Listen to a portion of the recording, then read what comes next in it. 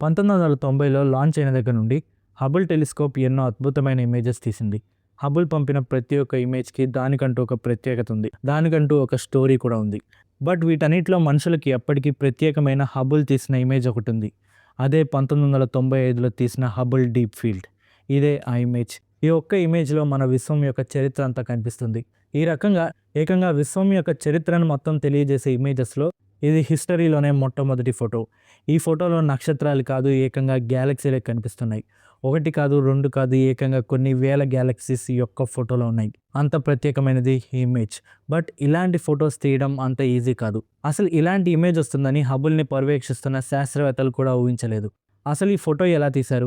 ఈ ఒక్క ఫోటో విశ్వం గురించి ఎన్ని విషయాలు మనకి తెలియజేస్తుంది? అలాగే ఈ ఫోటో ద్వారా మనం ఎన్ని సంవత్సరాలు వెనక్కి చూడగలం? ఇలాంటి ఎన్నో ఆసక్తికర విషయాలను ఈ వీడియోలో చెప్పబోతున్నాను.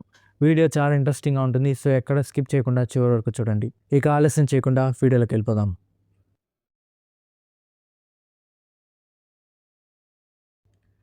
Hubble deep field.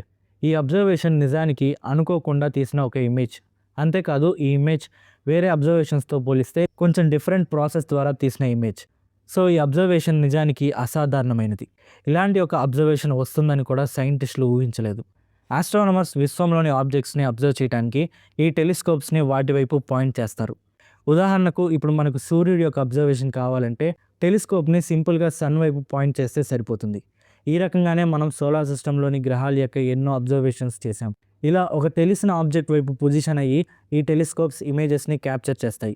బట్ ఈ డీప్ ఫీల్డ్ ఇమేజ్ మాత్రం అలా తెలిసిన ఆబ్జెక్ట్ వైపు కాకుండా ఏమీ తెలియని వైపు పాయింట్ చేసి తీసిన ఇమేజ్. అర్థమయ్యేలా చెప్తాను. 1993లో నాసా హబుల్‌ని అంతరిక్షంలో రిపేర్ చేసిన తర్వాత రాబర్ట్ విలియమ్స్ అనే సైంటిస్ట్ హబుల్ టెలిస్కోప్‌కి కొత్త డైరెక్టర్ అయ్యాడు. అప్పటిదాకా హబుల్ టెలిస్కోప్‌ని తెలిసిన స్టార్స్ వైపు, గ్యాలక్సీస్ వైపు పాయింట్ చేసి అబ్జర్వేషన్స్ చేస్తూ ఉన్నారు. బట్ రాబర్ట్ విలియమ్స్ ఒక కొత్త ఆలోచన చేశాడు.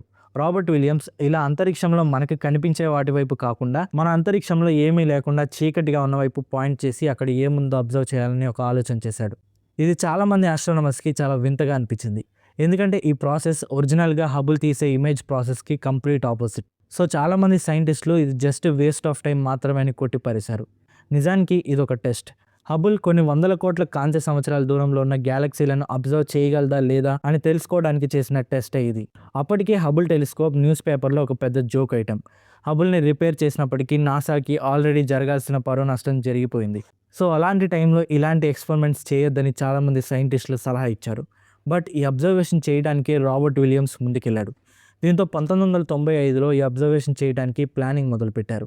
ఈ అబ్జర్వేషన్కున్న అతిపెద్ద ప్రాబ్లం అసలు టార్గెటే. ఎంప్టీ స్పేస్లో ఏదో ఒక పాయింట్ వైపు టెలిస్కోప్ని పొజిషన్ చేయాలి. నార్మల్గా ఒక స్పెసిఫిక్ ఆబ్జెక్ట్ తెలిస్తే దాని వైపు పొజిషన్ చేస్తారు. బట్ ఇక్కడ ఎలాంటి స్పెసిఫిక్ ఆబ్జెక్ట్ లేదు. ఆస్ట్రోనమర్స్ యొక్క గోల్ చాలా దూరంలో ఉన్న గ్యాలక్సీస్ని అబ్జర్వ్ చేయాలని. సో అలా చేయాలంటే టెలిస్కోప్ని పొజిషన్ చేసే పాయింట్ మిల్కీవే గ్యాలక్టిక్ ప్లేన్ నుండి చాలా దూరంగా ఉండాలి. మిల్కీవే గ్యాలక్టిక్ ప్లేన్ అంటే సింపుల్గా చెప్పాలంటే మిల్కీవేలో ఎక్కువ స్టార్స్ ఉండే ఏరియా. మనకు కనిపించే ఆకాశంలో ఎక్కువ శాతం ఈ ప్లేనే ఉంటుంది. సో ఈ ఆబ్జెక్ట్స్ లైట్ని బ్లాక్ చేయకుండా ఈ ప్లేన్ నుండి దూరంగా టార్గెట్ పాయింట్ని సెలెక్ట్ చేసుకోవాలి. అంతేకాదు కంటిన్యూస్గా అబ్జర్వేషన్స్ చేయడానికి ఎర్త్ కూడా అడ్డం రాకూడదు. హబుల్ ఎర్త్ చుట్టూ 90 నిమిషాలకు ఒకసారి రొటేషన్ కంప్లీట్ చేస్తుంది. సో ఈ టెలిస్కోప్ ఎర్త్కి ఎటువైపు ఉన్నా కానీ కంటిన్యూస్గా అబ్జర్వేషన్ చేయడానికి కుదిరే పాయింట్ని సెలెక్ట్ చేసుకోవాలి. సో వీటన్నిటిని దృష్టిలో పెట్టుకుని బిగ్ డిప్పర్ కాన్స్టలేషన్ పైన ఈ ఎంప్టీ స్పేస్లో ఒక పాయింట్ని సెలెక్ట్ చేసుకున్నారు. ఈ పాయింట్ చాలా చిన్న ఏరియా. మన ఆకాశంలో ఉండే ఆబ్జెక్ట్స్ని ఆస్ట్రోనమర్స్ యాంగులర్ డిగ్రీస్లో మెజర్ చేస్తారు. మన స్కైని 180 డిగ్రీస్గా డివైడ్ చేసి ఆ తర్వాత ఒక్కొక్క డిగ్రీని 60 ఆర్క్ మినిట్స్గా డివైడ్ చేయాలి. అంటే 1 డిగ్రీ 60 ఆర్క్ మినిట్స్తో ఈక్వల్. మన ఆకాశంలో మూన్ యొక్క సైజ్ 30 ఆర్క్ మినిట్స్. అంటే స్కైలో మూన్ సైజ్ ½ డిగ్రీ అంత. ఇప్పుడు హబుల్ విషయానికి వస్తే హబుల్ అబ్జర్వ్ చేసిన ఈ ఏరియా యొక్క సైజ్ జస్ట్ 2.6 ఆర్క్ మినిట్స్. అంటే 1 డిగ్రీలో ఆల్మోస్ట్ 30th పార్ట్. ప్రాక్టికల్గా చెప్పాలంటే మనకు కనిపించే ఆకాశం అంతట్లో ఒక పిన్ సైజ్ ఏరియా. 1995 డిసెంబర్ 18న హబుల్ని ఈ ఏరియా వైపు పాయింట్ చేసి అబ్జర్వేషన్స్ మొదలుపెట్టారు. హబుల్ ఆ టైనీ ఏరియా నుండి 4 డిఫరెంట్ వేవ్ లెంగ్త్ లైట్ని అబ్జర్వ్ చేస్తుంది. ఆ తర్వాత 10 రోజుల వరకు హబుల్ టెలిస్కోప్ కంటిన్యూస్గా ఆ టైనీ ఏరియాని అబ్జర్వ్ చేసి ఆ చిన్న పాయింట్ నుండి 342 ఇమేజెస్ తీసింది. ఈ ఇమేజెస్ అన్నీ కలిపి ఒక మెయిన్ ఇమేజ్ తయారు చేశారు. అదే ఇది. ఈ ఇమేజ్లో కొన్ని దగ్గరలో ఉన్న స్టార్స్ కనిపిస్తున్నాయి, కానీ మిగతావి మొత్తం గ్యాలక్సీసే. ఆఖరికి ఈ చిన్న డాట్స్ కూడా. వీటిలో కొన్ని గ్యాలక్సీస్ వందల కోట్ల లైట్ ఇయర్స్ దూరంలో ఉన్నాయి, కొన్ని వేల కోట్ల లైట్ ఇయర్స్ దూరంలో ఉన్నాయి.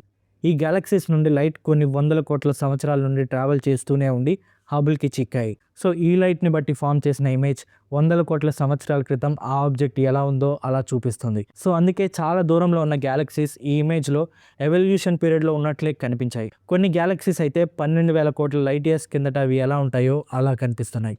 ఆస్ట్రానమర్స్ యొక్క అంచనా ప్రకారం ఈ ఇమేజ్లో కొన్ని గ్యాలక్సీస్ జస్ట్ యూనివర్స్ పుట్టినప్పుడు ఎలా ఉన్నాయో అలాగే కనిపిస్తున్నాయి. అట్ ద సేమ్ టైం ఇదే ఇమేజ్లో మనకి చాలా దగ్గరలో ఉన్న స్టార్స్ కూడా కనిపిస్తున్నాయి.